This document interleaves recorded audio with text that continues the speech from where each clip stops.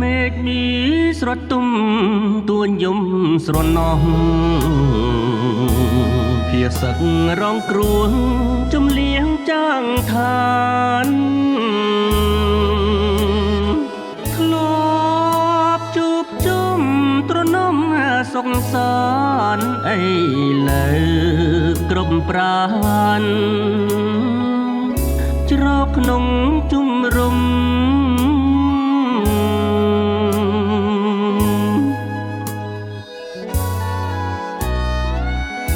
ដំណងភ្លៀងអើយកុំស្រក់ខ្លាំងពេកគេអល់កុំរហាយដំបូលតងខ្ញុំ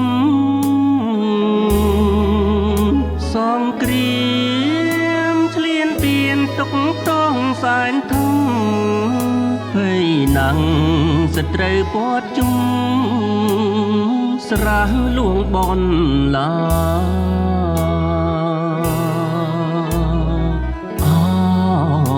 សន្តែងភាព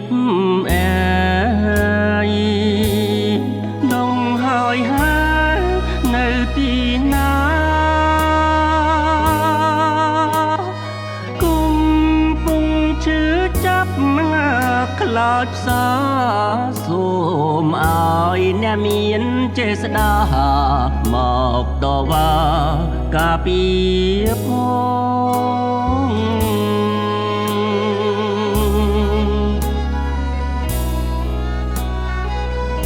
យើងជាពលរដ្ឋកាន់ព្រះពុទ្ធសាសនាខែមរាចិត្តជាបែបនផ្សងយុទ្ធធរការពារជារបងស្រុកសានត្រានដូចពងនឹងវិលទៅផ្ទះវិញ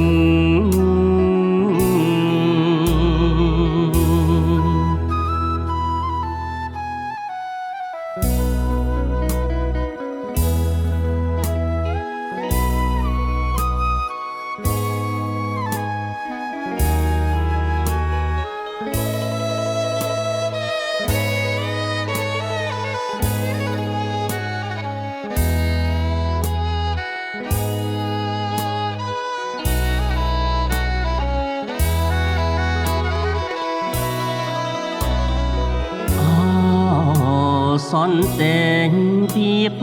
អែយដងហើយហើយ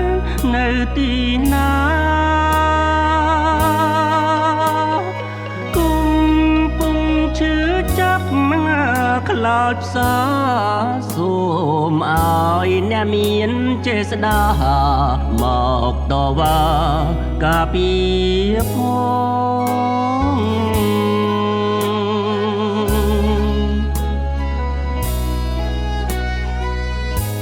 យើងជាពលរដ្ឋកាន់ព្រះពុទ្ធសាសនាខែមរា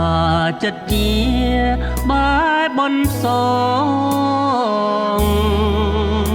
យុទ្ធធរការពារជារបងស្រុកសានត្រានដូចពងនឹងវិលទៅផ្ទះវិញ